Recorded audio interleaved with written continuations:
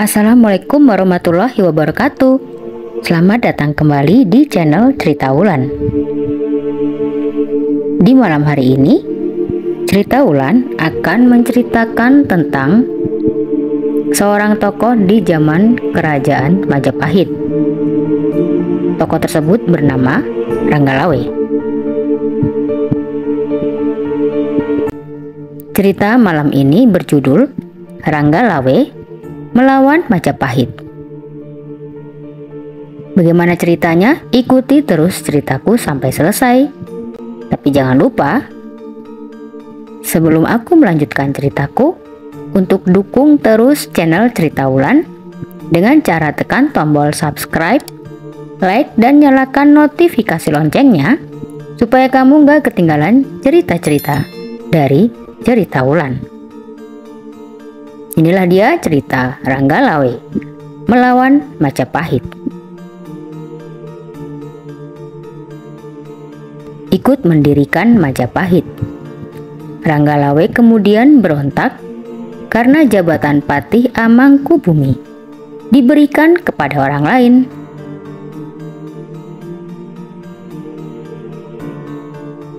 Ranggalawe, Adipati Tuban, memprotes keputusan Raden Wijaya, Raja Majapahit, memilih Nambi sebagai Patih Amangkubumi. Sebab dia merasa dirinya atau Lembu Soralah yang lebih pantas. Inilah yang mengawali rentetan pemberontakan di awal berdirinya negara Wilwatikta. Sebelumnya, Wijaya membagikan jabatan tinggi kepada rekan-rekan seperjuangan yang setia mendampinginya dalam pelarian dari tentara Jaya Katuang. Sebagian nama pengikuti Kertarejasa itu dijumpai dalam beberapa prasasti. Di antaranya Prasasti Kudadu yang bertulis angka tahun 1294 Masehi menyebut Wiraraja sebagai Mantri Mahawiradikara. Kemudian dalam Prasasti Sukamrata yang bertulis tahun 1296 Masehi menyebut Empu Tambi atau Nambi sebagai Rakrian Mahapatih. Itu berarti lebih tinggi dari Empu Sora sebagai Rakrian Apatih Didaha. Sedangkan Kidung Ranggalawe menyebutkan Ranggalawe sebagai Amanca Nagara di Tuban dan Adipati di Datara. Tokoh yang memimpin pasukan Singosari ke Malayu, menjadi panglima perang dan mendapat nama Kebo Anabrang. Namun Kidung Harsowijoyo menyebut Ranggalawe sebagai Patih Amangkubumi, Nambi sebagai Demung, dan Sora sebagai Tumenggung. Padahal Ranggalawe berseteru dengan Majapahit justru karena tak dipilih menjadi Patih Amangkubumi. Ranggalawe mengatakan kepada Wijaya bahwa Nambi tak lebih gagah, berani, dan perwira dibandingkan dirinya. Dia juga merasa lebih berperan dalam membantu Wijaya mendirikan Majapahit. Dia, Nambi, mengecewakan, bodoh, lemah, rendah budi, penakut, tanpa perbawa. Pasti dia akan memerosotkan kedudukan negara, memudarkan kedudukan Paduka, seru Ranggalawe memprovokasi. Ranggalawe menilai jasa-jasa selama perjuangan harus dipertimbangkan dalam pengangkatan jabatan penting sebagai pejabat tinggi negara. Dia merasa yakin ketika mengangkat Nambi Rajanya sedang kilaf. Mengetahui hal itu, Nambi hanya menahan diri. Menurutnya tak pantas beradu mulut di hadapan Sang Prabu. Andai kata saya dan Sora tak berani bertaruh jiwa saat menghadapi tentara Tartar, Majapahit pasti sudah hancur lebur. Seru Ronggolawe sekali lagi memprovokasi. Mendengar ucapan Ronggolawe, Kebo Anabrang meradang. Kalau kau memang jantan, pulang sekarang. Siapkan senjata. Maka Ranggalawe pun pulang ke Tuban untuk menyiapkan pasukan. Wiraraja tak berhasil membujuk anaknya itu untuk mengurungkan niatnya. Baginya kehormatannya sedang dipertaruhkan. Dia siap mengantar nyawa demi membela kehormatannya. Pengarang Kidung Ronggolawe yang anonim menggambarkan Ronggolawe berwatak kasar, tablak, gerusa-gerusu, dan berbicara lantang. Perangai buruknya itu pula yang sedikit banyak memprovokasi dan memanasi perseteruan dengan Majapahit. Menurut sejarawan Slamet Mulyana, kritik Ronggolawe terhadap Nambi menyinggung kepribadian Sang Prabu. Pemberontakan Lawe dengan begitu adalah akibat dari kritiknya, tulis beliau dalam Menuju Puncak Kemegahan. Padahal mungkin raja punya pertimbangan sendiri.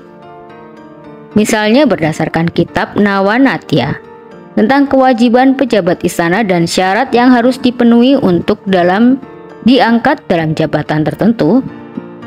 Seorang Mahapatih Amangkubumi contohnya tidak hanya harus gagah berani dalam peperangan, namun dia juga harus paham segala cabang ilmu pengetahuan, adil, bijaksana, pandai berdiplomasi, membina persahabatan, mendahulukan kepentingan orang lain, dan tak takut dikritik. Dan Ronggolawe tak memiliki kriteria itu,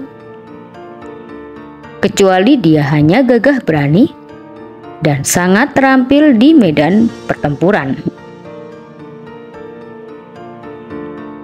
Orang Madura itu memang jago siasat perang, lincah di pertempuran dan piawai menggunakan senjata.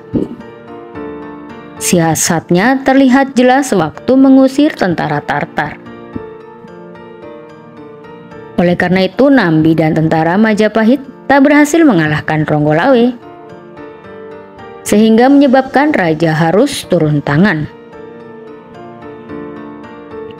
Namun ketika Ronggolawe makin menunjukkan keberaniannya, sang raja malah sedih, menyadari betapa besar kerugian Majapahit jika Ronggolawe tumbang.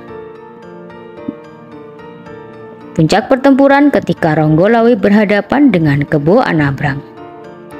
Mulanya Anabrang hampir kehilangan nyawa, sampai akhirnya mereka bergelut di sungai dan Anabrang berhasil memiting Ronggolawe hingga kehabisan nafas. Melihat hal itu, Lembu Sora kemudian menikam Anabrang. Slamet Mulyono menyebutkan kemarahan Lembu Sora atas kematian Ronggolawe bisa dipahami. Sora adalah adik Wiraraja, paman Ronggolawe. Dalam Kidung Ronggolawe, pemberontakan Ronggolawe dikasahkan di bagian kedua. Bagian pertama mengisahkan masa awal perjuangan Wijaya melawan pasukan Tartar dan membangun Majapahit. Ronggolawe yang tinggal di Tanjung Madura Barat berjumpa pertama kali dengan Wijaya ketika Wiraraja mengutusnya ke Jawa. Dia disuruh mengantar salah satu putri Kertanegara untuk bergabung dengan Wijaya. Ketika tiba di Majapahit, Ronggolawe tak bisa jawab ketika ditanya siapa namanya oleh Wijaya. Maka kemudian Wijaya lalu memberikannya nama Wenang. Alasannya dia begitu giat dan pandai, atau Wenang Amiseso, melaksanakan segala sesuatu menurut kehendak raja. Berhubung Rangga berarti menjalankan kecerdasan dan kebijaksanaan politik hingga tahu apa yang harus dilakukan, maka kau akan dinamakan Ronggolawe, kata Wijaya. Pakar sastra Jawa P.G. Zoetmulder dalam Kalangwan menjelaskan Wenang merupakan sinonim bagi lawe yang berarti benang atau tali, atau bisa juga yang berarti berbakat. Sementara itu, Kidang Harso Wijoyo mengungkap bahwa Ronggolawe merupakan seorang pemuda, anak pejabat tinggi atau mantri keraton Raja Narasingha atau Mahisa Campaka dari Singosari. Dia dibesarkan bersama putra mahkota Harsawijaya dan sahabat setia dalam peristiwa-peristiwa yang kemudian menyusul. Ronggolawe juga dikisahkan bukanlah putra Wiraraja. Putra Wiraraja adalah Wirondaya yang dalam versi ini juga memainkan peran penting. Pemberontakan Ronggolawe dikisahkan lengkap dalam Kidung Panji Wijayakromo. Sementara dalam Negara Kertagama, Guru Hara ini tak disebut. Dalam serat Pararaton, waktu kekisruhan ini dicatat dalam Candra Sengkalan Kuda Bumi Paksaning Wong, yaitu tahun 1217 Saka atau dalam Masehinya tahun 1295.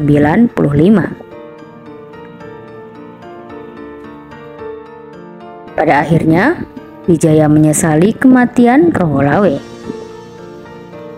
Dia juga murung karena harus kehilangan Anabram. Setelah keduanya kehilangan nyawa, Raja Majapahit, Raden Wijaya, kemudian memerintahkan kedua jenazah abdi setianya itu untuk diprabukan dengan sepantasnya.